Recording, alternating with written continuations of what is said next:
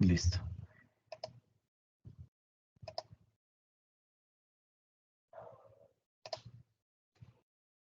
Entonces, como te decía, vamos a hablar hoy acerca de lo que es la fase de ejecución e informe de la auditoría, y la presentación está organizada de la siguiente manera. Vamos a hacer un pequeño resumen de lo que hemos visto hasta hoy. Abordaremos lo que es la ejecución de la auditoría, hablaremos acerca de los indicadores financieros, porque con estos indicadores financieros vamos a poder adelantar mucho trabajo frente a la auditoría financiera. Vamos a hablar acerca de lo que son los papeles de trabajo y ya miraremos lo que es la finalización y el informe de auditoría. ¿Listo? En ese orden de ideas, entonces, antes de meternos de lleno con nuestra temática que vamos a desarrollar el día de hoy, recordemos lo siguiente. Eh, ¿Cuáles son los pasos a seguir para hacer una buena auditoría y qué procedimientos debemos aplicar según las NIAs? Entonces, básicamente, bueno, ¿cuáles son los pasos a seguir para hacer una buena auditoría y qué procedimientos deben aplicarse según las NIAs? Cuando somos auditores financieros o inclusive cuando somos revisores fiscales, digamos que dentro del desarrollo de esa actividad o dentro de ese rol que estamos desempeñando, tenemos una responsabilidad muy grande. ¿Por qué? Porque nosotros, como auditores o como revisores fiscales, debemos certificar los estados financieros de una organización, y eso tiene un alcance muy amplio. ¿Ok? Entonces, partiendo de eso, vamos a empezar por detallar ese esquema de auditoría y sobre todo enfocarlo hacia los saldos de cuenta y las transacciones. Entonces veamos primero una especie de paneo general de lo que compone una auditoría bajo las normas internacionales de auditoría. Eh, en principio, pues vamos a hablar acerca de lo que es la función de planear, ¿sí? La planeación de la auditoría. Planear es muy importante, ¿sí? Hay que planear con base en riesgos, y teniendo en cuenta que estamos planeando con base en riesgos, es porque vamos a desarrollar una auditoría basada en riesgos, ¿ok? Dentro de esa etapa de planeación, debemos desarrollar las siguientes actividades. La primera de ellas es las condiciones previas al compromiso de auditoría, es decir, en esta primera parte de la planeación tenemos que establecer las condiciones de ese compromiso de auditoría. Esto es nuestra responsabilidad, ¿sí? También tenemos que decidir si aceptamos o continuamos con ese compromiso de auditoría, ¿sí? Decidimos, eh, y digamos que en este proceso de decisión tiene que quedar documentado, y ahí en esa documentación vamos a dejar explícito si decidimos, es decir, si aceptamos o no el compromiso de ese encargo de auditoría, o si es que ya venimos desarrollando continuamente un proceso de auditoría en esa misma organización, debemos dejar documentado si continuamos con ese compromiso teniendo en cuenta el riesgo del cliente. Aquí en ese punto, lo que hacemos es que clasificamos o calificamos el riesgo del cliente a nivel general. ¿En qué tantas pruebas vamos a incurrir? Eso es muy importante, porque si no planeamos bien las horas o si no cobramos bien los honorarios, nuestra auditoría financiera pues, no va a ser apropiada, no nos va a alcanzar el tiempo, probablemente no nos van a alcanzar los recursos que debemos designar, y esto hace que no cumplamos con temas de calidad, que es muy importante dentro de un proceso de auditoría. También tenemos que cumplir otra actividad que se llama acordar los términos de compromiso, es decir, debemos dejar por escrito nuestra carta de arreglo, los informes que vamos a entregar, el tipo de trabajo que se va a hacer, etc. Perdón. También vamos a tener que determinar la importancia relativa, ¿sí? Es decir, dentro de esta importancia relativa lo que vamos a hacer es eh, determinar o delimitar el alcance de la auditoría Y ese alcance de la auditoría se centra en esa importancia relativa o en esa famosa materialidad que llamamos. El otro aspecto importante dentro de la planeación es obtener una comprensión de la entidad y de su ambiente, ¿sí? De su entorno. Aquí empieza ya el trabajo, es decir, cómo lo vamos a direccionar hacia los saldos de cuenta. Tenemos que conocer el control interno, cuál es el mercado de la empresa que vamos a auditar y así poder direccionar nuestro trabajo hacia esos saldos de cuenta y hacia los riesgos a nivel de estados financieros. Vamos a tener que identificar clases de transacciones, saldos de cuenta y revelaciones materiales. Es decir, en este punto, si queremos hacer un buen trabajo de auditoría sobre los saldos de las cuentas, lo importante es apuntarle al riesgo, ¿sí? Hay que planear siempre pensando en el riesgo y asimismo hacia los saldos materiales. Acuérdense que en temas de materialidad es tan importante el factor cuantitativo del valor, es importante el monto a revisar, como el cualitativo. ¿Por qué? Porque la importancia es relativa a la circunstancia. Entonces, tenemos que, una vez hayamos definido la importancia relativa, tenemos que identificar qué saldos son de importancia relativa y centrarnos en ellos. ¿Ok? Tenemos también que eh, identificar y evaluar los riesgos de error material. ¿Eso qué quiere decir? Básicamente aquí, eh, digamos que en un sistema, para hacer una auditoría, tenemos que evaluar esos riesgos, qué impacto tienen, ¿sí? La probabilidad de ocurrencia y clasificamos como riesgos en una métrica, pueden ser riesgos de categoría alta, media o baja. Entonces, digamos que ahí ya vamos direccionando nuestro trabajo hacia los saldos de cuenta materiales, a los que consideramos con mayor riesgo y vamos siendo eficientes. ¿Para qué? Para poder hacer una buena auditoría precisamente sobre esos saldos de cuenta. ¿Ok? Entonces, estas son las actividades que contemplan ese primer hecho, que es lo que conocemos como la planeación de la auditoría, el planear una auditoría. Luego de la planeación viene lo que es la ejecución, o sea, ejecutar esa auditoría.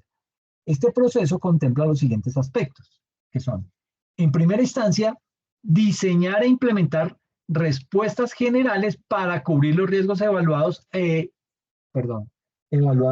y error material a nivel de estados financieros. Primero arreglo esto.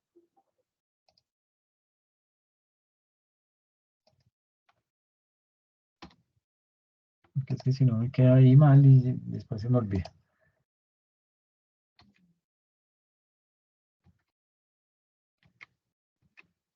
Entonces, diseñar e implementar respuestas generales para cubrir los riesgos evaluados y error material a nivel de estados financieros. Es decir, en esta etapa puntual, ¿qué estamos haciendo? Eh, Básicamente, digamos que en esta etapa lo que hacemos es diseñar cuáles son esas respuestas generales para cubrir esos riesgos de error material a nivel de estados financieros. ¿Y ahí qué hacemos? Pues prácticamente diseñamos e implementamos esas respuestas, es decir, qué procedimientos vamos a realizar, en qué momento vamos a hacer la auditoría, cuándo es más apropiado realizar esa auditoría, al final del periodo, al inicio del periodo contable, en el intermedio del periodo contable, cuál es el momento o ese espacio de tiempo en el que resulta más apropiado desarrollar este proceso de auditoría. eh, ¿Qué tanta supervisión requiere el compromiso de auditoría que hemos adquirido? ¿Y qué personal voy a asignar para estos riesgos a nivel de estados financieros? Es decir, que no se pueden asociar a un saldo en cuenta específico como riesgos de continuidad de negocios, riesgos de liquidez o cualquier otro tipo de riesgo. En segunda instancia, dentro de ejecutar, vamos a tener que diseñar y realizar procedimientos de auditoría en respuesta a los riesgos evaluados de error material a nivel de aseveración. Mm, digamos que en este punto, eh, las pruebas que vamos a realizar para responder precisamente a esos riesgos que hemos encontrado, a esos riesgos que ya hemos categorizado como riesgos altos, medios o bajos. eh, Recordemos que hay pruebas de control y que hay pruebas sustantivas. Para poder obtener la evidencia suficiente y la evidencia adecuada sobre si esos riesgos en algún momento se han materializado en un error. Y aquí tenemos que empezar haciendo nuestra auditoría a niveles de qué? A niveles de saldos de cuenta. Tener en cuenta lo que son las aseveraciones. ¿Qué es eso de aseveraciones? Sucede que la NIA 315 define a las aseveraciones como esa representación o como esa declaración de la administración de una entidad explícita o de otra índole incorporada en los estados financieros tal como la entiende o utiliza el auditor para considerar los distintos tipos de posibles errores que puedan ocurrir. Entonces, hay que tener en cuenta esas aseveraciones a nivel de los saldos de cuenta de transacciones y poder responder apropiadamente. Es decir, que si yo digo, hay un riesgo de existencia de que el inventario no se encuentre en su ubicación según lo que indican libros, entonces que los procedimientos que yo haga apunten a qué?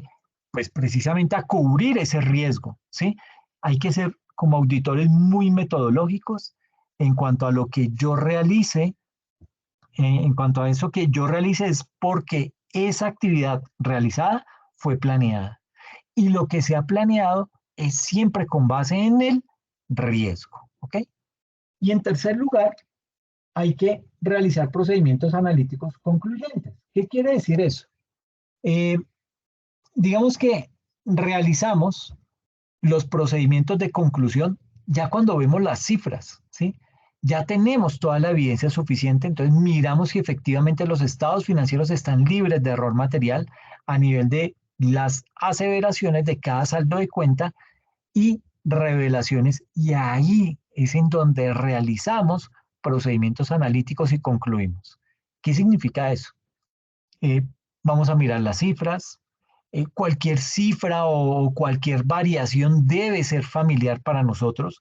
Si alguna cifra no nos resulta familiar y además es una cifra material, ahí tenemos que seguir desarrollando nuestro trabajo. Eso indica que nos falta evidencia de auditoría. Entonces tenemos que seguir determinando qué es lo que pasó, hacia dónde se dirige ese riesgo, etcétera, etcétera. Y después de planear y después de ejecutar, viene lo que es la conclusión y la información. Entonces, en esta etapa de conclusión y de informes va acompañado del archivo denominado papeles de trabajo. Y esta fase de concluir e informar consiste en, primero, evaluar errores identificados durante la auditoría y su efecto en los estados financieros. Es decir, con base en la información que hemos obtenido, vamos a concluir, vamos a evaluar si los errores que hemos identificado en algún momento tienen un efecto en la opinión o en los estados financieros. Es decir, que esos errores individuales o en conjunto pueden llegar a qué? A afectar la toma de decisiones.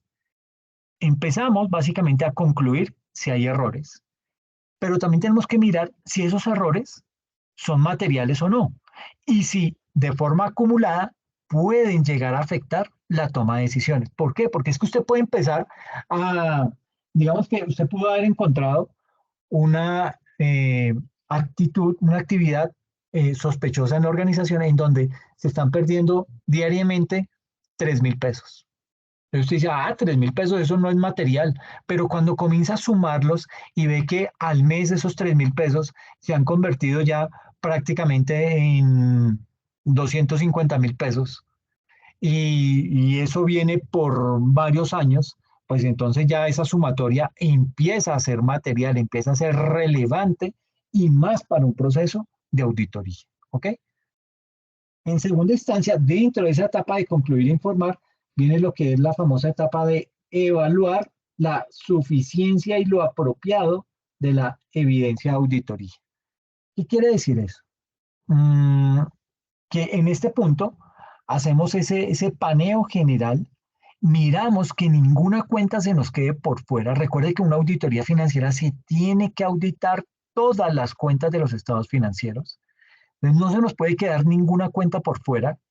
Hay que validar que hemos realizado los procedimientos que planeamos lo suficiente para cubrir los riesgos y cuando ya hayamos evaluado lo suficiente, vamos a mirar eventos posteriores. O sea, ¿qué puede pasar después de? ¿Ok?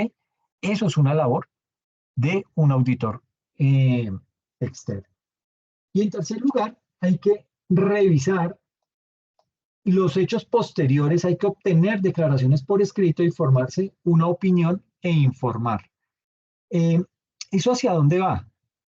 Digamos que en este punto, lo que hacemos es que obtenemos la carta de declaración de la gerencia y ya nos formamos, ahora sí, nuestra opinión en el conjunto completo de estados financieros y ahí podemos emitir nuestro informe.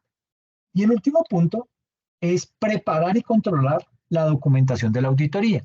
Es decir, después de haber emitido nuestro informe, preparamos la información, preparamos el archivo de auditoría, lo cerramos y concluimos esa auditoría. Entonces, resumiendo, muy importante planear adecuadamente y recuerde que hay que planear con base en riesgos, ejecutar lo que se ha planeado y concluir sobre la evidencia obtenida. Eso es lo más importante. Aquí estamos hablando de una auditoría realizada apropiadamente y siempre en todo el proceso tenemos en cuenta lo que es el escepticismo y el juicio profesional. Están acá. ¿Listo? Se me fue el escepticismo y el juicio profesional. ¿Ok? Eh, digamos que ese escepticismo y ese juicio profesional son requerimientos de las mismas normas internacionales de auditoría. Entonces, tengamos presente que escepticismo, ¿qué es? Escepticismo es corroborar todo lo que en algún momento hemos recibido de información, no dar nada por sentado y, por otra parte, el juicio profesional es realizar nuestros actos en la auditoría, nuestros procederes, tomando en cuenta la experiencia, tomando en cuenta el conocimiento y en algún momento esas habilidades que podamos tener para detectar los riesgos para poder responder adecuadamente. ¿Ok? Y todo esto desde el primer momento de la planeación hasta la conclusión y los informes, debemos contar con evidencia suficiente y apropiada. ¿Ok? Esto es bien importante para nosotros como auditores. Eh, digamos, todo debe quedar debidamente documentado, siempre la evidencia que sea suficiente y apropiada, suficiente en términos de cantidad y apropiada en términos de calidad. Así es como se debe desarrollar un proceso de auditoría. ¿Ok? Entonces, esto es básicamente un resumen en un slide de lo que es esos procesos que intervienen en el desarrollo de una auditoría financiera. Básicamente,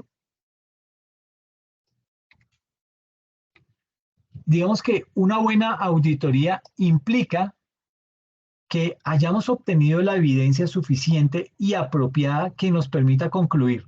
Primero, si los saldos de cuenta están libres de errores materiales a nivel de cada aseveración. Y segundo, si las políticas contables cumplen con el marco normativo aplicable. Es decir, que si usted es una pyme, usted esté implementando dentro de su contabilidad las NIAs, las NIF para pymes. ¿Ok? Entonces, digamos que una buena auditoría de cuentas es la que al final de la auditoría tengamos la evidencia que nos permita concluir suficiente y apropiadamente y sobre eso concluimos si los saldos de cuentas, si cada saldo de cuenta que sea material está libre de riesgo a nivel de cada aseveración. Entonces, existencia, corte, valuación, integridad, en fin, todas las que correspondan deben estar cubiertas. Eso es una auditoría de forma apropiada, una buena auditoría. ¿Ok? Eh, básicamente, Mm, Digamos que cuando ya concluyamos que está libre de error material, es decir, que individualmente o en conjunto no afecten la toma de decisiones, también que cumplen las políticas contables aplicables, además de ser coherentes de un periodo a otro, que cumplan con el marco normativo que le corresponde a la compañía. Ahí es en ese punto en donde ya podemos concluir que hemos terminado nuestro proceso de auditoría. ¿Listo? Entonces, esto es a nivel de, eh, antes de empezar, o a nivel de recorderis.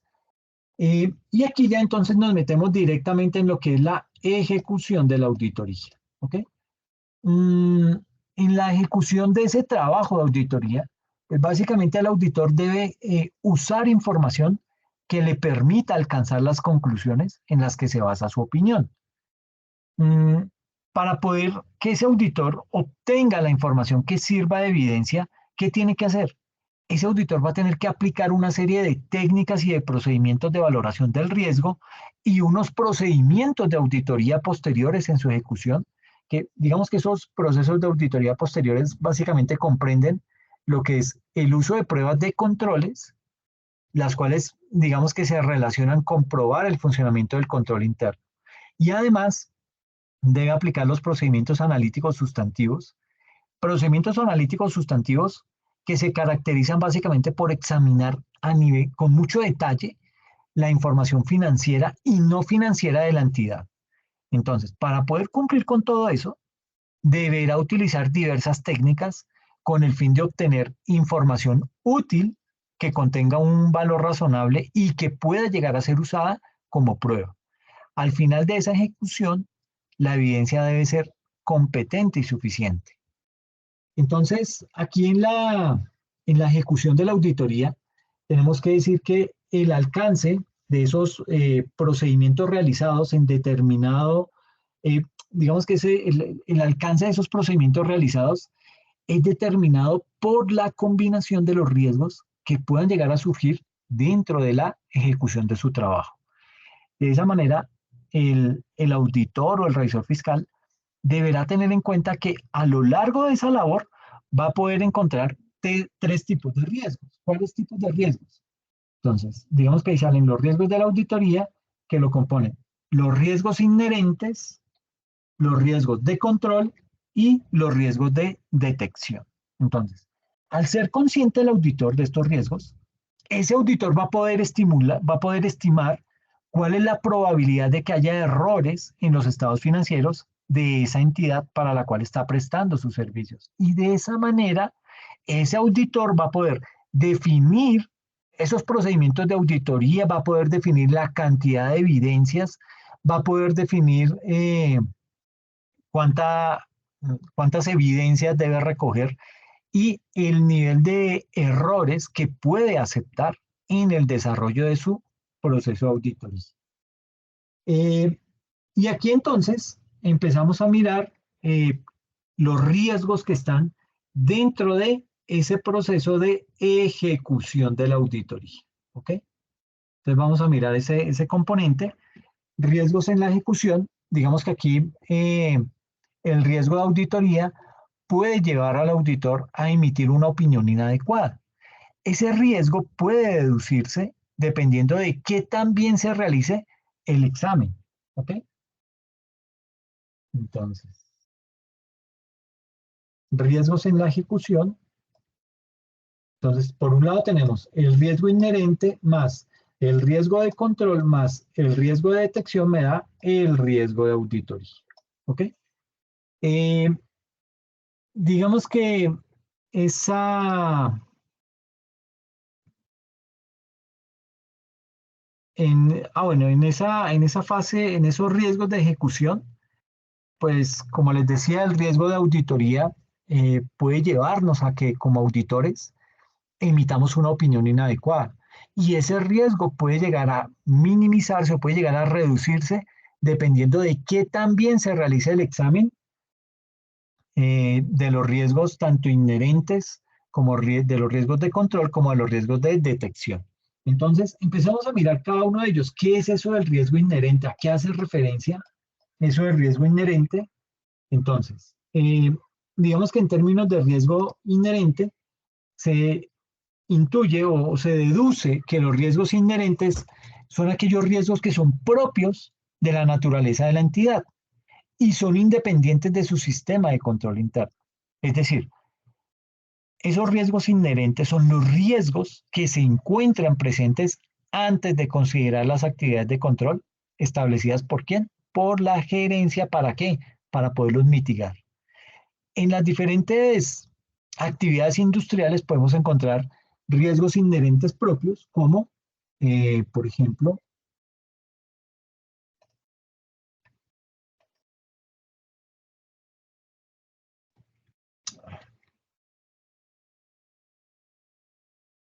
por ejemplo,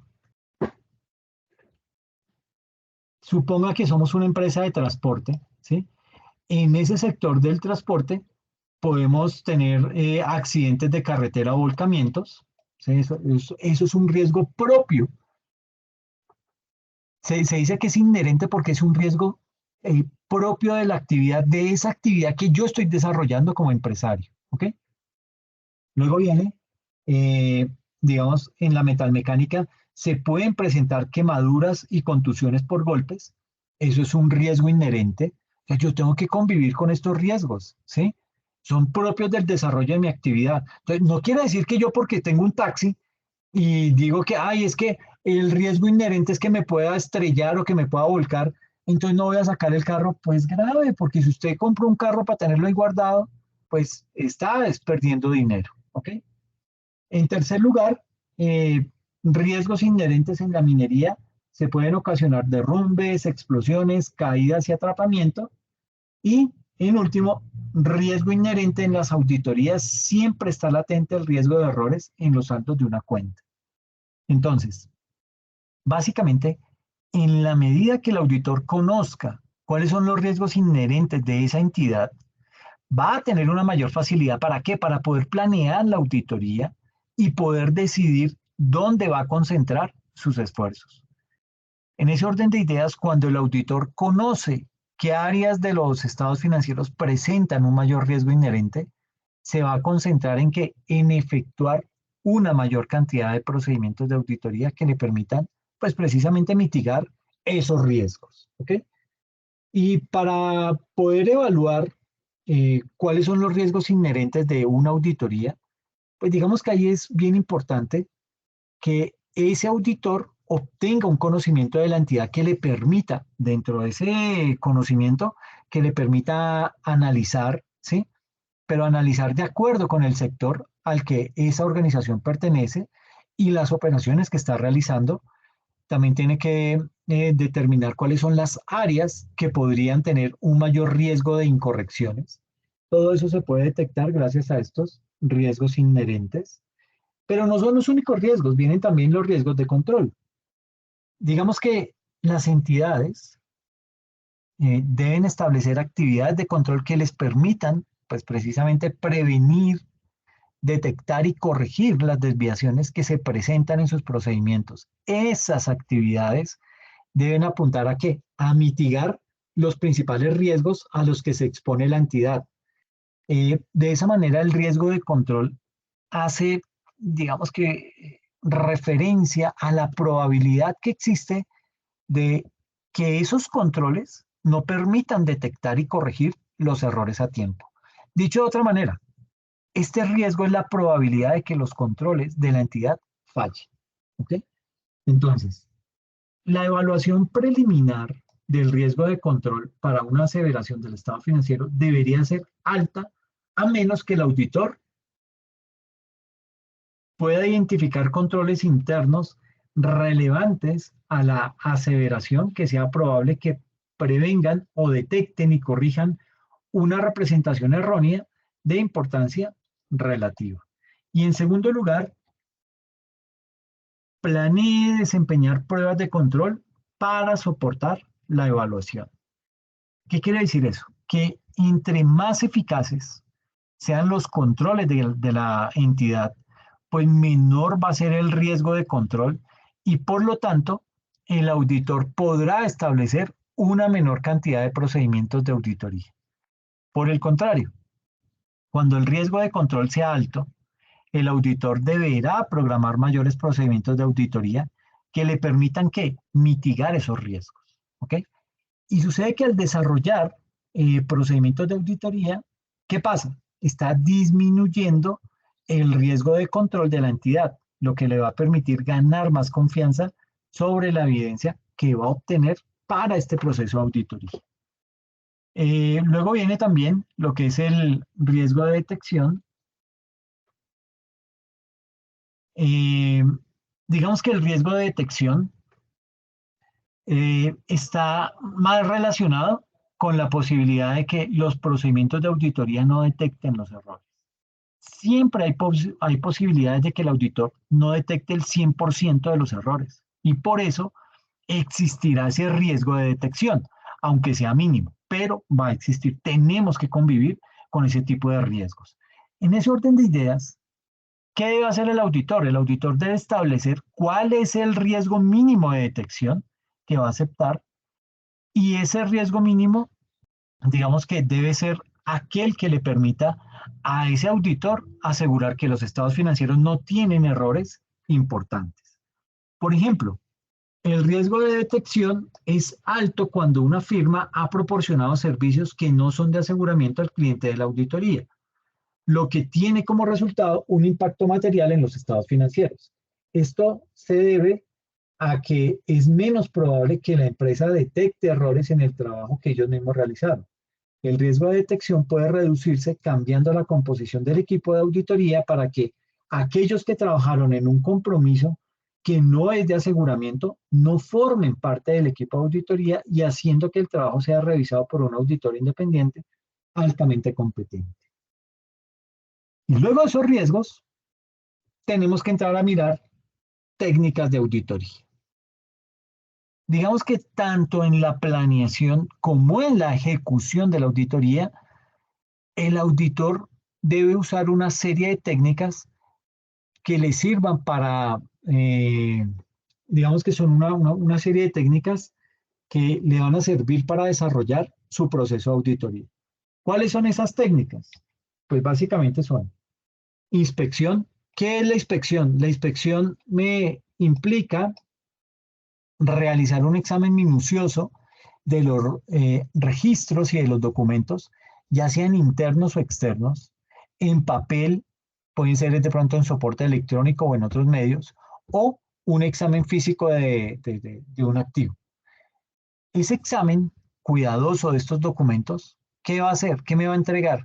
Me va a proporcionar evidencia, pero su grado de fiabilidad va a depender de su naturaleza y de su fuente para el caso de los registros y documentos internos y de la eficacia en la aplicación de los controles para su elaboración. Un ejemplo es la inspección de un contrato ejecutado que puede proporcionar evidencia relevante al auditor respecto a la aplicación de las políticas contables por parte de esa entidad, como el adecuado reconocimiento de ingresos. Pero existe otra técnica que se llama la técnica de la indagación. Esa técnica consiste en la búsqueda de información tanto financiera como no financiera, analizando las respuestas obtenidas mediante qué, mediante una serie de consultas hechas a personas bien informadas dentro o fuera de la entidad. Luego viene lo que es la observación.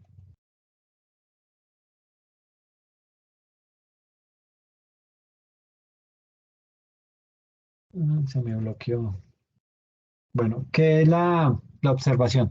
Básicamente consiste en presenciar un proceso, bueno, puede que sea un proceso o un procedimiento el cual esté aplicado por otras personas. Por ejemplo, la observación que hace el auditor al conteo de inventario realizado por parte del personal de la entidad o la observación de la ejecución de actividades de control. Esa técnica de observación, digamos que está proporcionada a evidencia de auditoría sobre la realización de un proceso o procedimiento, pero tiene una limitante, pues solo se puede realizar mientras se ejecuta la acción que es objeto de observación y por lo tanto no se puede llevar a cabo en ningún otro momento. Luego viene lo que es la confirmación externa. Esa confirmación externa, digamos que es una confirmación obtenida a través de la consulta por parte del auditor hacia quién, hacia un tercero. La respuesta a este último, o sea, del tercero, debe ser por escrito y dirigida directamente al auditor, bien sea en papel, en soporte electrónico o en otro medio, utilizando la confirmación externa. eh, el auditor, ¿qué va a poder hacer? El auditor va a poder obtener evidencia que corrobore, por ejemplo, los términos de acuerdos o de transacciones de la entidad con terceros, la ausencia de determinadas condiciones en la ejecución de un contrato o los saldos contables y sus elementos. Y luego viene lo que es la reejecución. Entiéndase por reejecución que es una labor que implica la ejecución independiente por parte del auditor de una serie de procedimientos o de controles que inicialmente fueron realizados como parte de qué? Del control interno de la organización. Y por último viene lo que son las interventorías de cuentas. Esa técnica de interventoría de cuentas, digamos que es muy utilizada por el revisor fiscal en la ejecución de su trabajo. ¿Para qué? Para poder examinar de una manera mucho más clara, de una manera más integral y permanente, tanto las operaciones como los procesos contables y financieros de una entidad. ¿Con qué fin se hace esto? Con el de reunir elementos de ejecución que le permitan a ese auditor emitir un informe sobre el desempeño de la respectiva entidad que sea de utilidad para los usuarios de la información.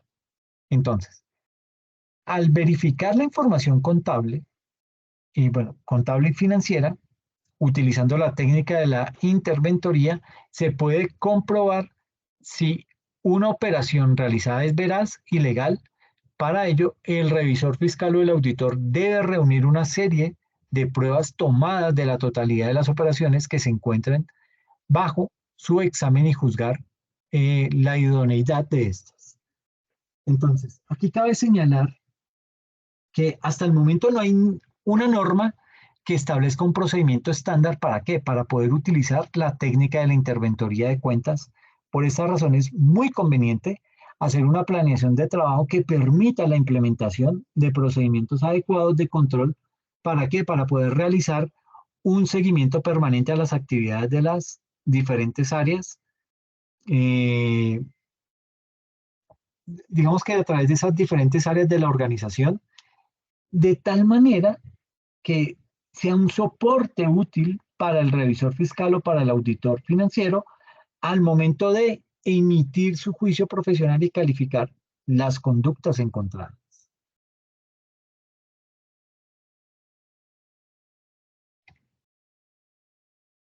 Entonces, aquí viene lo que es la interventoría de cuentas. Eh, teniendo en cuenta los riesgos precedentes, ese revisor fiscal o auditor externo deberá considerar los procedimientos a realizar, los cuales constituyen en la ejecución de evaluaciones de información financiera mediante el análisis de las revelaciones que debe existir entre los datos financieros y no financieros. También incluye la investigación de la existencia de coherencia entre lo que son las variaciones presentadas y otra información relevante. O si dichas variaciones difieren de los valores esperados en un informe significativo. Y estos procedimientos de auditoría son básicamente los siguientes. Son que la información cumpla con los requisitos de calidad y que se encuentre sujeta a la normativa aplicable. En segundo lugar, que el registro de las transacciones se realice adecuadamente, siguiendo parámetros de clasificación que simplifiquen el procesamiento de la información y el análisis de los resultados. En tercer lugar, si se cuenta con fechas de entrega establecidas para la presentación de informes. En cuarto lugar, si se practica un examen minucioso y detallado de los soportes que respaldan cada una de las transacciones que se registran, así como las cifras que están contenidas en los mismos. En quinto lugar, si se examina de manera integral la información que se presenta en los estados financieros, además verificar si dentro de dicho examen se corrobora que los estados financieros se elaboraron de acuerdo con los requerimientos establecidos por la normativa vigente. Y en última, si se realiza un seguimiento a las actividades dispuestas para el cumplimiento de las metas u objetivos establecidos en cada una de las áreas de la organización, utilizando herramientas que faciliten esta labor, tales como los indicadores de resultado y tableros de control. Entonces, tenemos que hablar acerca de lo que son los procedimientos de auditoría. Entonces, básicamente, los procedimientos analíticos consisten en la realización de evaluaciones de información financiera por medio del análisis de las regulaciones que deben existir, ¿sí? Esas relaciones que deben existir entre los datos financieros y los datos no financieros. El uso adecuado de estos procedimientos dependerá de la valorización realizada por el revisor en relación con la eficacia en la detección de una inexactitud que puede llevar a que los estados financieros contengan errores relevantes. Entonces, básicamente, eh, podemos decir acá en este tema de los procedimientos analíticos que aunque la evidencia de auditoría se obtiene principalmente de los procedimientos que el auditor considere necesarios aplicar en la ejecución de su trabajo, también puede recurrir a la información obtenida en auditorías anteriores. Sin embargo, es importante que para su uso se analice la relevancia entendida como una conexión lógica, eh, una conexión lógica que para su uso se analice la relevancia y la entidad como la conexión lógica entre, eh, digamos que,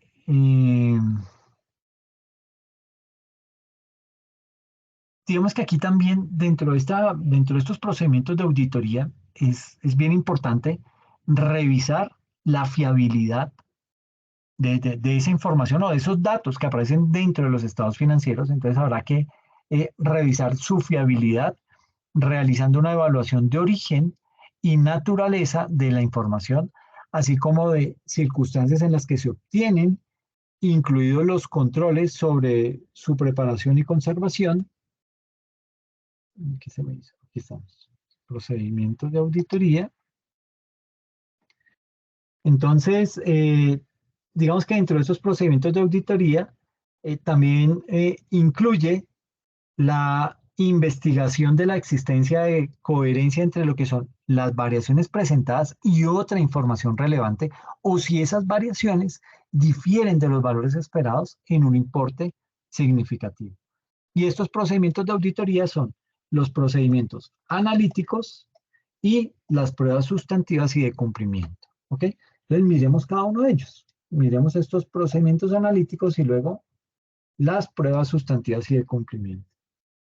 Eh, Frente a esos procedimientos analíticos, mmm, digamos que esos procedimientos consisten en la realización de evaluación de información financiera por medio de qué? Del análisis de las relaciones que deben existir entre los datos financieros y los no financieros. Digamos que el uso adecuado de estos procedimientos va a depender de la valoración realizada por el revisor o por el auditor en relación a qué? En relación a la eficacia en la detección de una inexactitud que podría llevar a que los estados financieros contengan errores relevantes. Entonces, básicamente aquí en ese punto, lo que sí hay que mencionar es que aunque la evidencia de auditoría se obtiene principalmente de los procedimientos que el auditor considere necesarios aplicar en la ejecución de su trabajo. También puede recurrir a la información obtenida en auditorías anteriores. Sin embargo, es importante que para su uso se analice la relevancia entendida como la conexión lógica entre la información y la finalidad del procedimiento de auditoría, o su evaluación del origen y la naturaleza de la información, así como las circunstancias en las que se obtiene, incluidos los buenos controles sobre su preparación y conservación.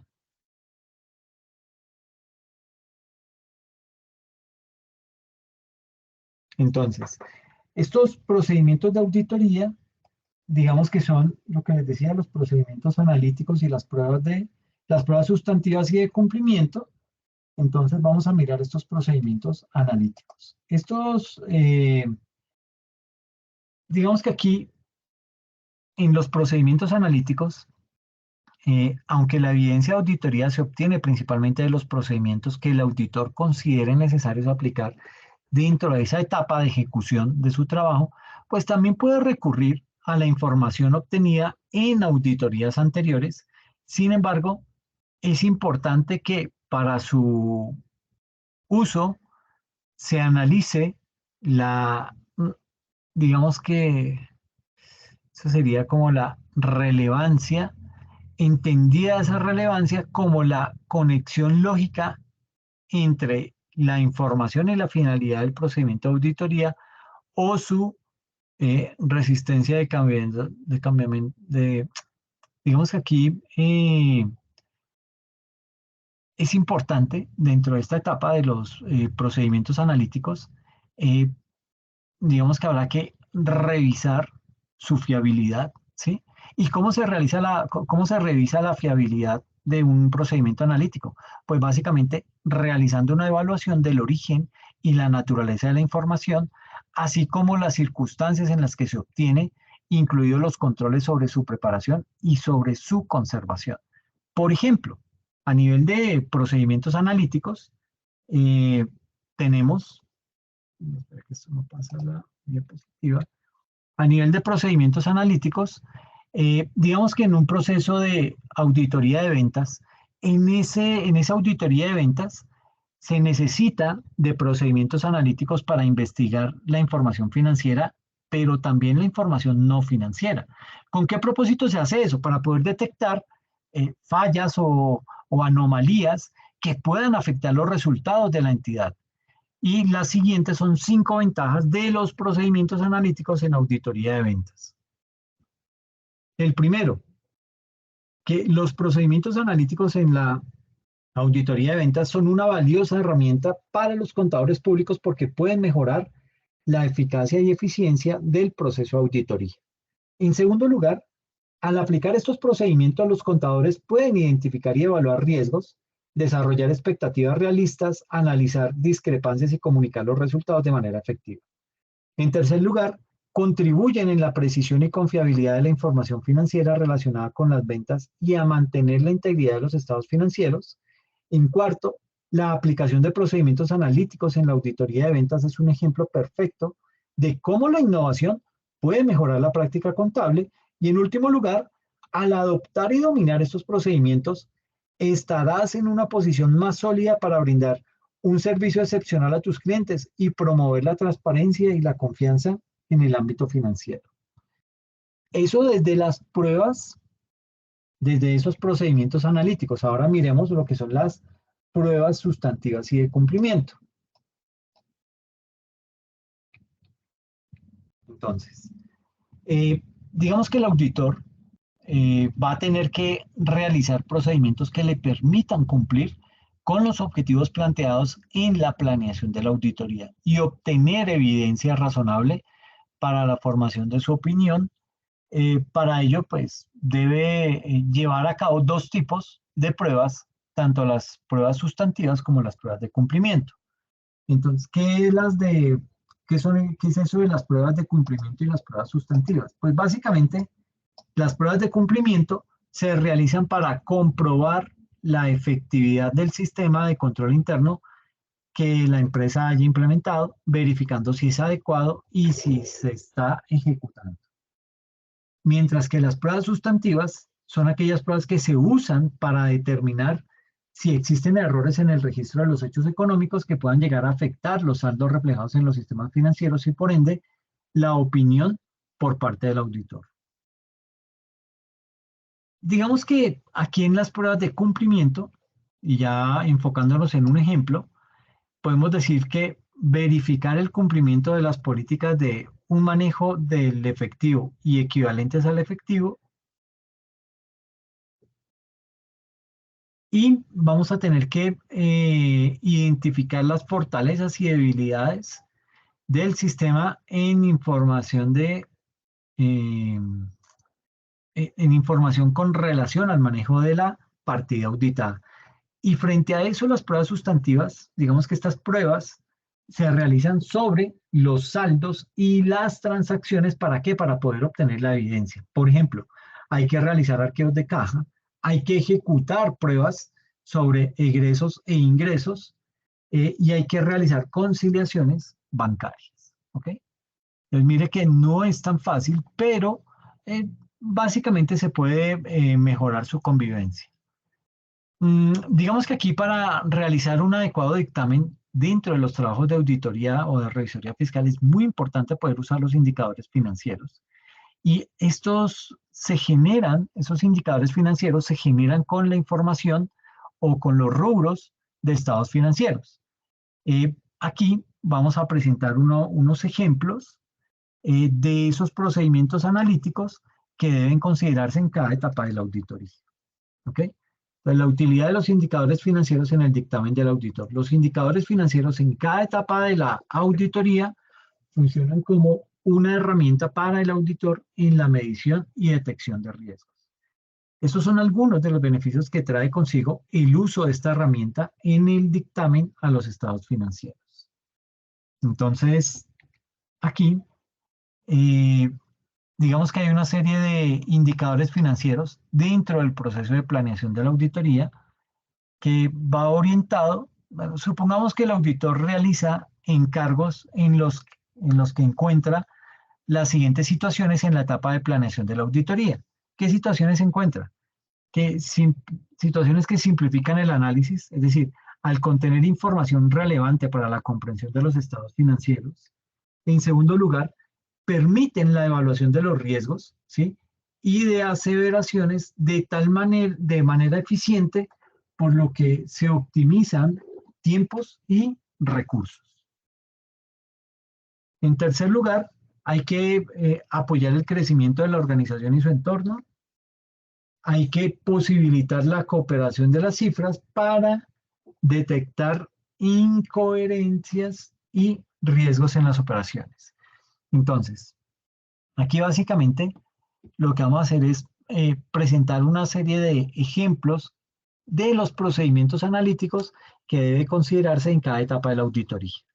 Entonces, aquí tenemos los indicadores financieros en la planeación de la auditoría y podemos decir que en la etapa de planeación, el auditor debe elaborar estrategias de auditoría con base en la NIA 300 y de esa manera el auditor deberá considerar los procedimientos analíticos necesarios para qué, para la valoración de los riesgos. Entonces, suponga que el auditor realice encargos de auditoría en los que encuentra las siguientes situaciones y queda, digamos que eso se hace dentro de la etapa de planeación de la auditoría. Entonces, bueno, aquí dentro de esta figura me falta lo que es que contribuyen en la evaluación de la gestión interna mediante el otorgamiento mediante el otorgamiento de datos eficientes sobre la operación y la administración. Entonces, frente a esto, podemos decir que la razón corriente, espérenme que moví algo acá.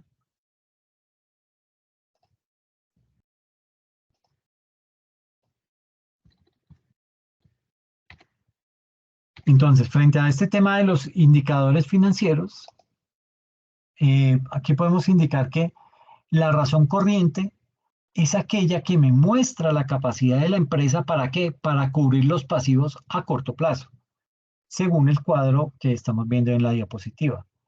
El auditor realiza una identificación de los recursos para la empresa A y nota que en el corto plazo no cuenta con la liquidez suficiente, por lo que identifica los siguientes riesgos. Primero, que la empresa puede llegar a incumplir acuerdos de pago que generen mayores intereses.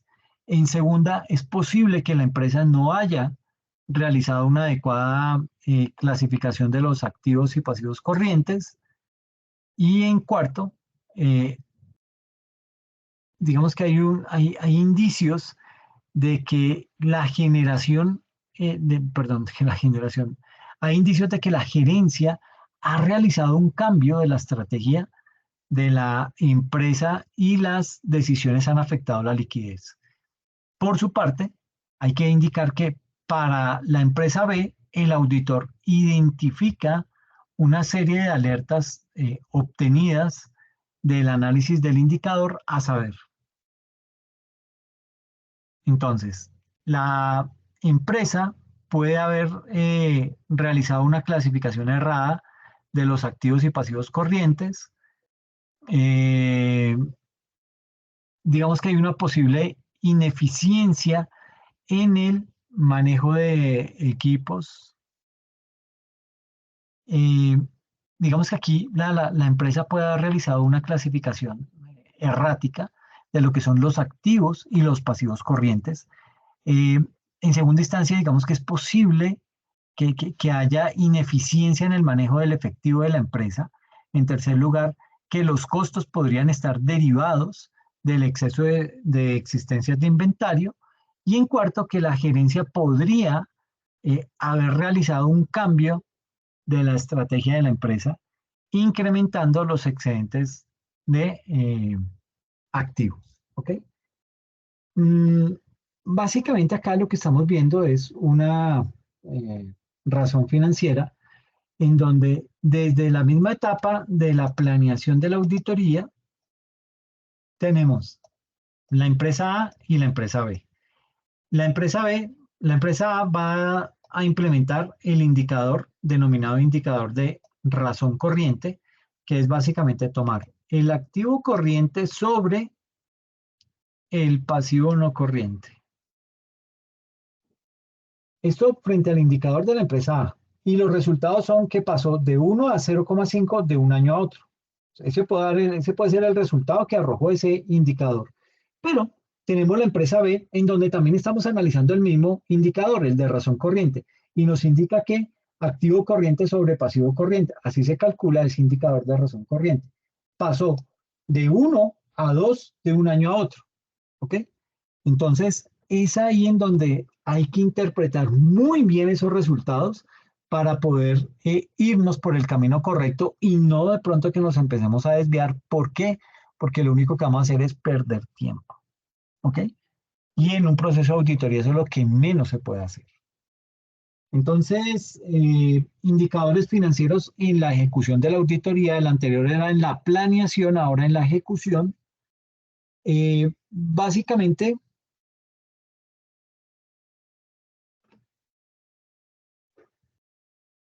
digamos que aquí hay que responder a los riesgos, implica tener que realizar los procedimientos que fueron planeados por el auditor.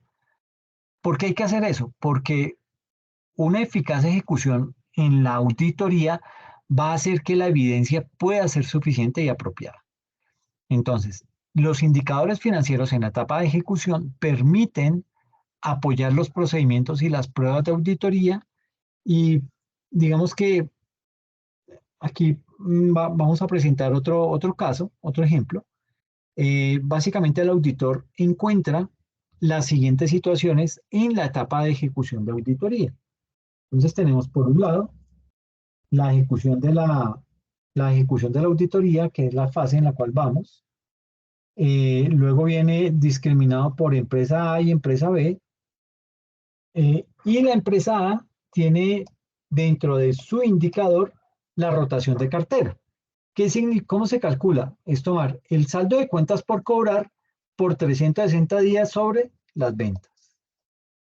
Y a nivel de resultado, la rotación de la rotación de cartera de 30 días en el sector es de 90 días. Se está triplicando ese indicador. Entonces, ¿qué tan bueno, qué tan malo me resulta ser que esté pasando eso?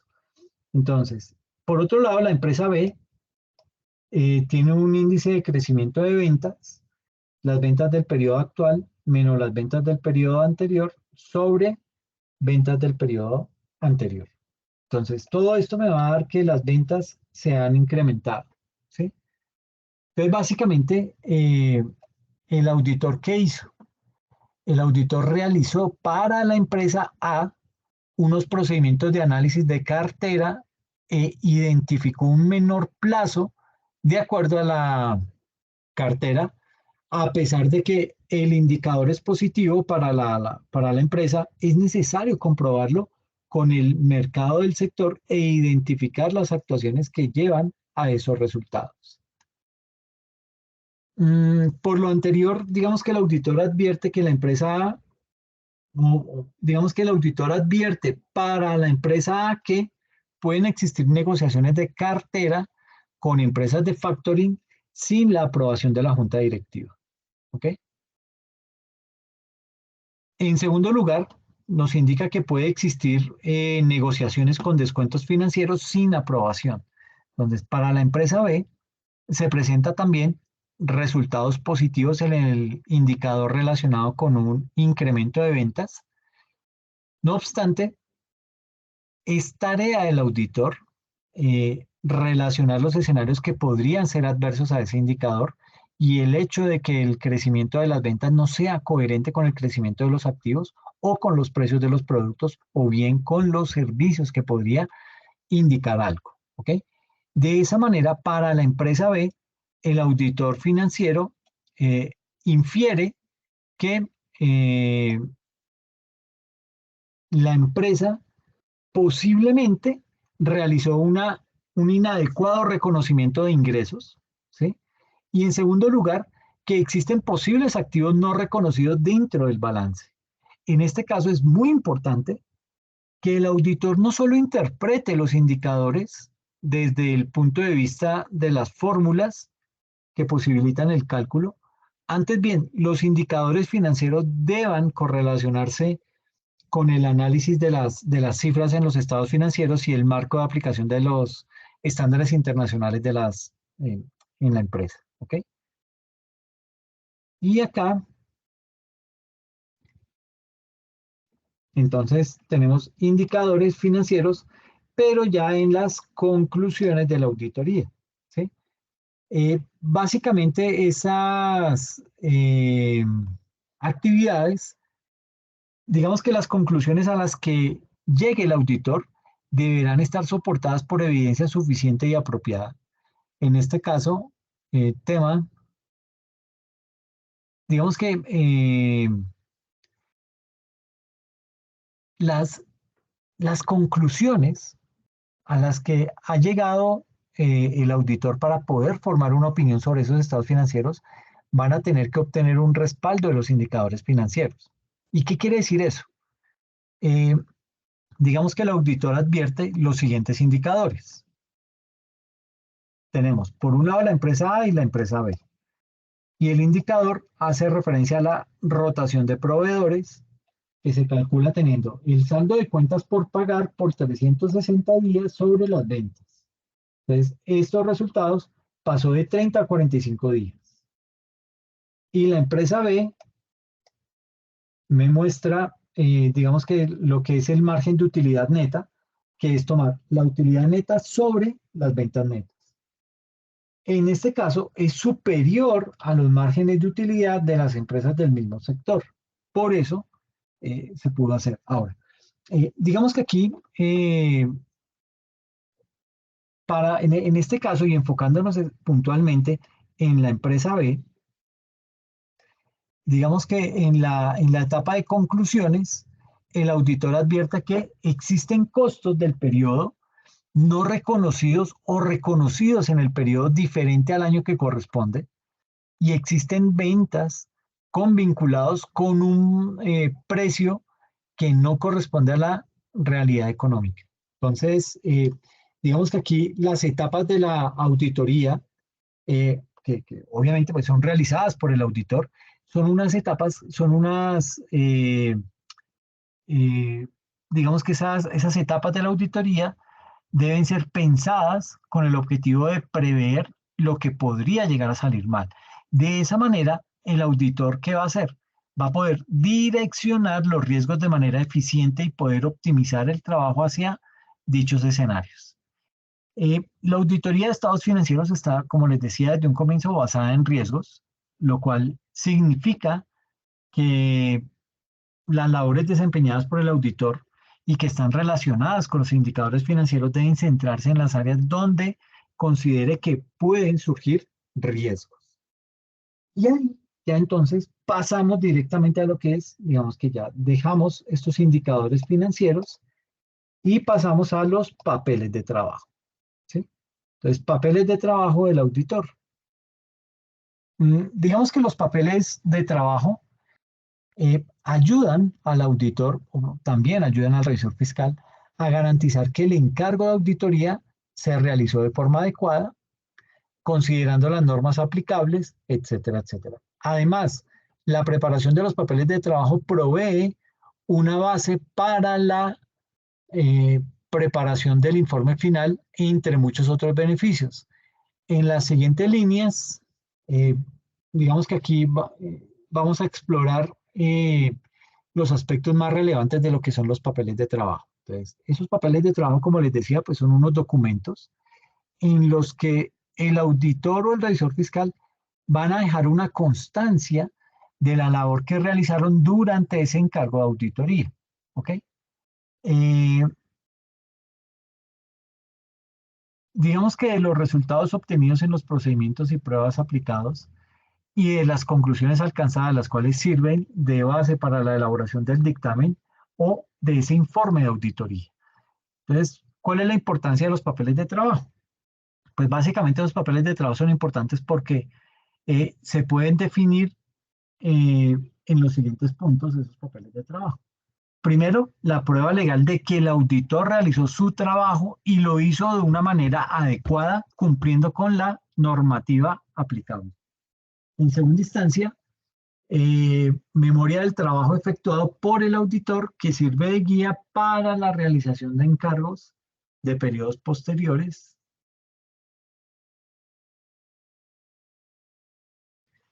En tercer lugar, viene lo que es el medio de supervisión del trabajo efectuado por los auxiliares del auditor.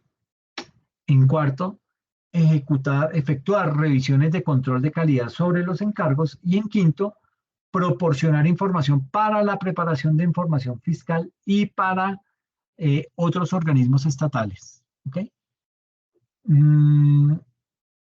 Entonces, digamos que hasta aquí. Ay,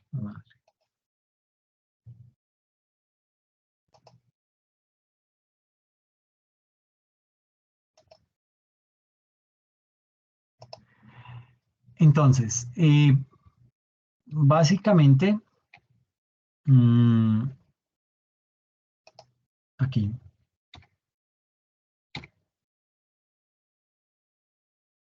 Digamos que acá, esto es la importancia de tener los papeles de trabajo. Entonces, lo primero es la obligación de elaborar papeles de trabajo. Sucede que la NIA 230, denominada documentación de auditoría, requiere que el auditor deje evidencia que permita constatar que ese encargo se planificó y ejecutó de conformidad con las NIAs y los demás requerimientos legales aplicables. En segunda instancia, el tiempo de conservación de los papeles de trabajo. Los papeles de trabajo deberán conservarse por un tiempo mínimo de 5 años contados a partir de su fecha de elaboración y la propiedad y la reserva de los papeles de trabajo, que esto es un tema que levanta mucha ampolla porque por lo general el cliente piensa o el cliente considera que los papeles de trabajo son de él y no es así. ¿Sí? El propietario de los papeles de trabajo es de quien los prepara, es decir, el auditor. debido a que, como se mencionó anteriormente, esos papeles son la prueba ante terceros de la labor que efectuó ese auditor. No obstante, se debe tener en cuenta que están sujetos a reserva profesional, por lo tanto, el auditor únicamente podrá revelarlos cuando existe una disposición legal. ¿Y cuáles son los tipos de papeles de trabajo? Digamos que los papeles de trabajo pueden estar constituidos por unos documentos con información de la entidad, tales como escritura de constitución de la empresa, manual de políticas contables o comunicaciones con la gerencia, y en segunda instancia plantillas contables sobre la revisión de las cuentas, las cuales pueden elaborarse en software especializados de auditoría o en libros de Excel. Y en ese sentido, se recomienda que para cada cliente se conserven los siguientes tipos de papeles de trabajo. Pues por un lado tenemos los papeles de trabajo permanentes, que son eh, aquellos que almacenan la información del cliente, que no cambia con el tiempo, tales como su historia, principales productos, normativa que le aplica, políticas y procedimientos contables, etcétera, etcétera. Y vamos a tener también unos papeles de trabajo temporales. Estos contienen la información utilizada durante el encargo, tales como los estados financieros del periodo, la correspondencia con el cliente, los procedimientos de auditoría y el informe. ¿Ok? Mm, Eso desde el punto de vista de los tipos de papeles de trabajo, tiene unos eh, contenidos, lo que es el contenido de los papeles de trabajo. Digamos que ese contenido de los papeles de trabajo, hay que primero indicar que los papeles de trabajo son el conjunto de documentos que contienen los resultados de procedimientos y pruebas aplicados por el auditor, con los que, pues básicamente ese auditor sustenta las conclusiones obtenidas en su informe. Entre los principales asuntos que debe documentar el auditor se encuentran los siguientes: la propuesta de servicios para el cliente, el proceso de planeación de la auditoría, que incluye la estrategia de la auditoría que defina su alcance, oportunidad y dirección. El tercero, eh, el plan de la auditoría que cubra de manera detallada los lineamientos generales en la estrategia de la auditoría. Y en cuarto, el memorando de planeación que incluya el conocimiento del cliente. Luego viene lo que son los asuntos significativos en cuanto a los requerimientos de ética.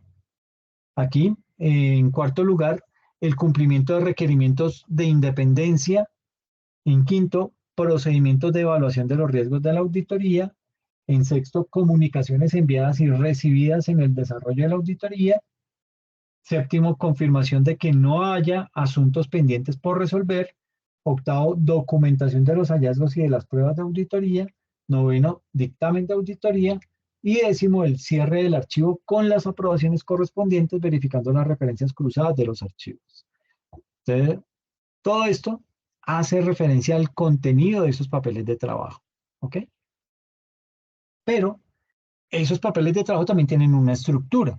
Es decir, mm, los papeles de trabajo no conservan una estructura general que deba aplicarse indistintamente a cada organización. Digamos que su preparación debe realizarse conforme a los requerimientos de cada entidad que se está auditando. Los siguientes son, digamos que algunos de los requisitos mínimos que deben incluirse en los papeles de trabajo. Entonces tenemos el nombre de la entidad que se evalúa, el área que es objeto de estudio, la fecha en la que se realiza la auditoría, el periodo auditado, la fecha de preparación de la cédula, las cuentas evaluadas, las cuales deben contener sistemas de referencia, marcas de auditoría y sus respectivas explicaciones. Luego vienen las conclusiones alcanzadas y los asuntos relevantes identificados, la fuente de información, la firma del preparador del papel de trabajo y la firma de quien revisa ese papel de trabajo. Entonces aquí los papeles de trabajo no son un estándar aplicable a cada encargo de auditoría. El contenido de estos varía según los requerimientos de cada organización. Por ende, los papeles de auditoría no pueden ser un modelo preelaborado, una copia de la contabilidad de la entidad o de sus estados financieros o una copia de una auditoría realizada previamente. Y luego viene lo que es la elaboración de los papeles de trabajo. Frente al tema de digamos que los papeles de trabajo deben abarcar el examen de cada una de las cuentas de los estados financieros. Para ello, esa elaboración de los papeles de trabajo debe considerar eh, hojas de trabajo, debe considerar cédulas sumarias y cédulas analíticas. ¿Ok? Mm, y luego viene lo que son las famosas hojas de trabajo. Esas hojas de trabajo, digamos que en las hojas de trabajo se examinan los estados financieros en conjunto, de modo que a cada partida de la hoja de trabajo se le podrá asignar una cédula sumaria. Ese papel de trabajo contiene los saldos del ejercicio actual y anterior, los ajustes y reclasificaciones que solicita el auditor o revisor fiscal y por último, las cifras finales con los saldos ajustados. Este es un ejemplo de la preparación de una hoja de trabajo eh, del estado de situación financiera de una empresa que se auditó. Entonces tenemos acá el nombre de la empresa.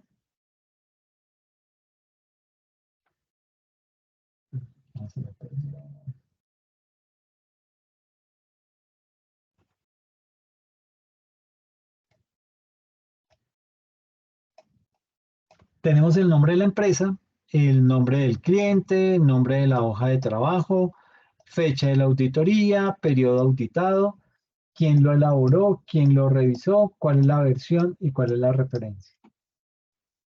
Ese es el encabezado, ¿ok? Ahora, bien importante aquí ir detallando las referencias a los papeles de trabajo. Aquí esto me va a ayudar mucho, ¿sí?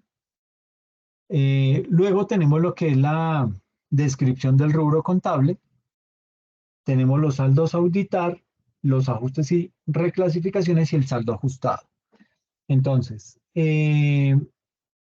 digamos que aquí tenemos básicamente lo que son los activos de esa cuenta, de esa empresa, y nos da unas cifras al final.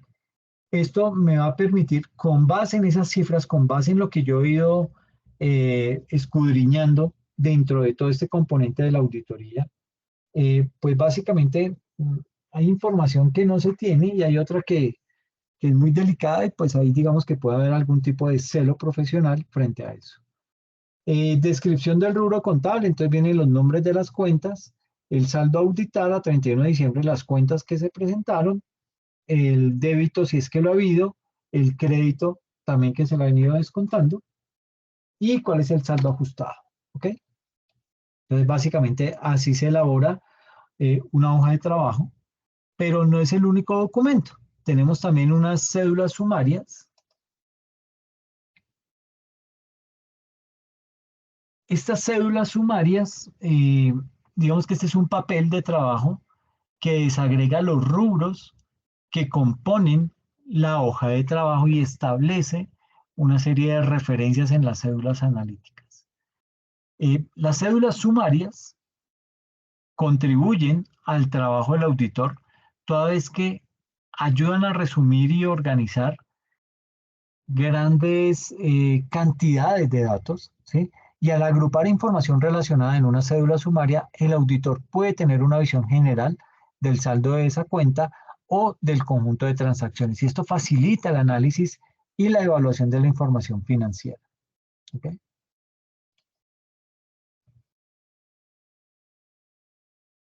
Eh, digamos que este es bueno, todo lo que tiene que ver con la cédula sumaria, como tal veíamos, el encabezado,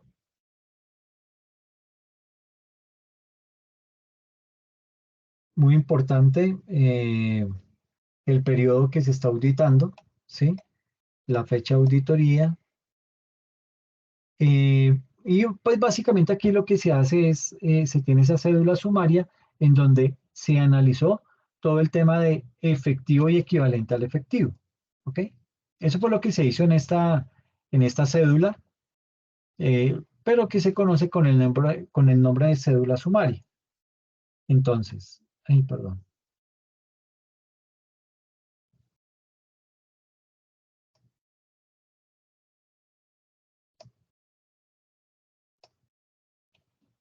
Eh, Básicamente, aquí tenemos entonces ya, eso es lo que compone estas cédulas sumarias. Entonces, aquí se descompone lo que es la cuenta de caja, bancos, fondos de uso restringido.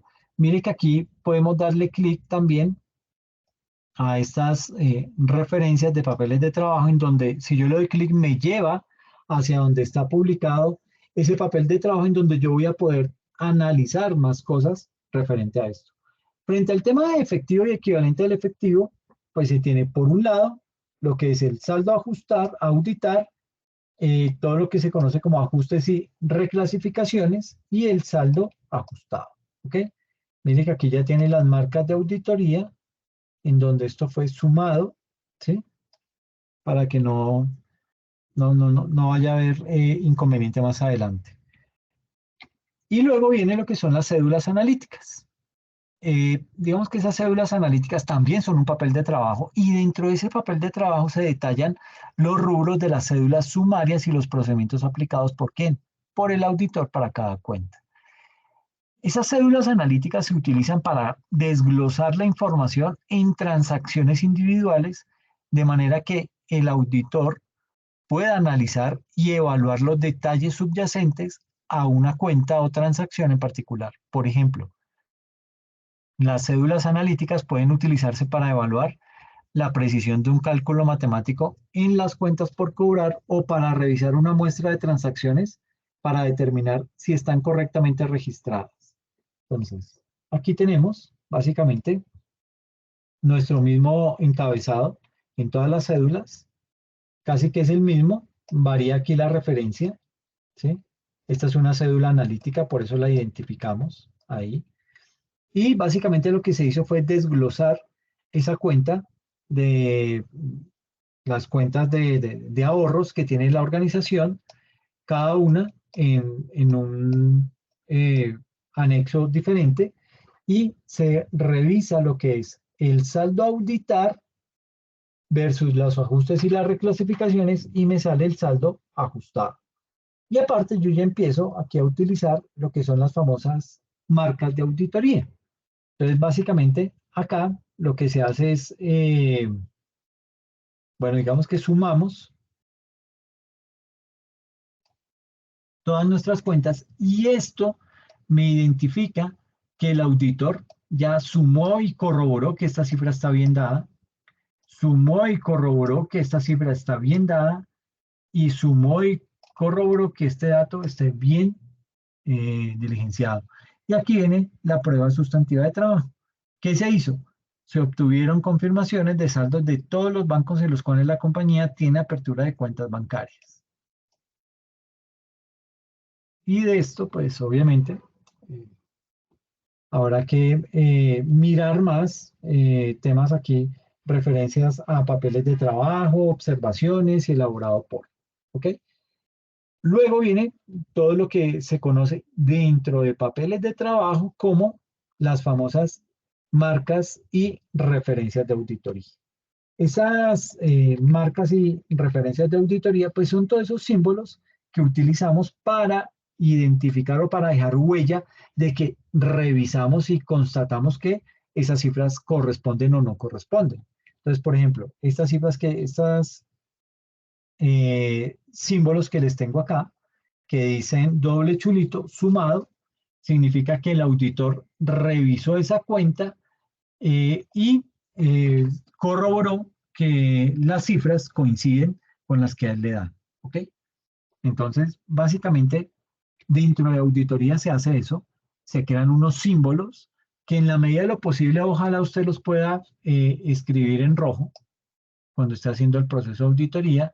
Y aquí tenemos lo que significa cada una. BG1 son hojas de trabajo activos, BG2 hojas de trabajo pasivos, ER, cédula de trabajo, estado resultado, y así sucesivamente, ¿sí? Aquí están más marcas de auditoría. Entonces, básicamente, con esto se, se utiliza para poder elaborar esos papeles de trabajo, para poderlos convertir realmente en eso que se necesita para el sustento de una auditoría. ¿Ok? El tema del informe, les voy a publicar un video que habla acerca de los informes de auditoría, los diferentes tipos de informes de auditoría que se pueden presentar al finalizar un proceso de auditoría. ¿Ok? Es un video muy completo que les va a dar una idea muy clara sobre cómo se desarrollan, cuáles son las características y qué debe contener un informe final de auditoría. ¿Ok? No sé si tienen de pronto alguna duda, alguna inquietud al respecto.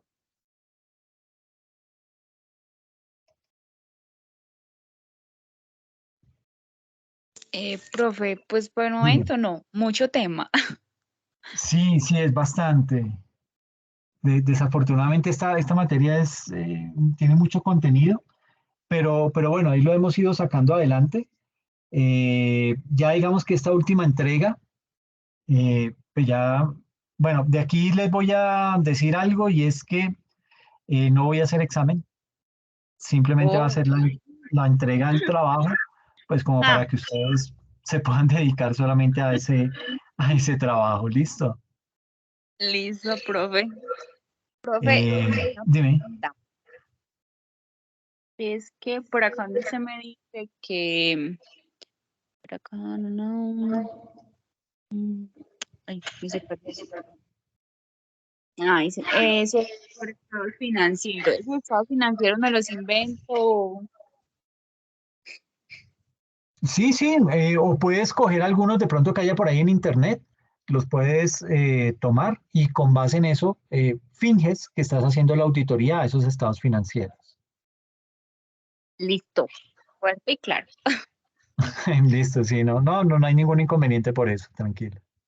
Bueno, profe, Ok, muchas gracias.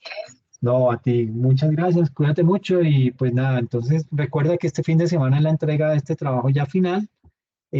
Pues en esta materia, dejo claro, no hay eximidos, pues les ha ido muy bien, pero pues hay que terminar el trabajo, entonces por eso es la única materia en la que no hago eh, que puedan quedar eximidos los estudiantes, ¿listo? Hasta que no entreguemos el trabajo completo.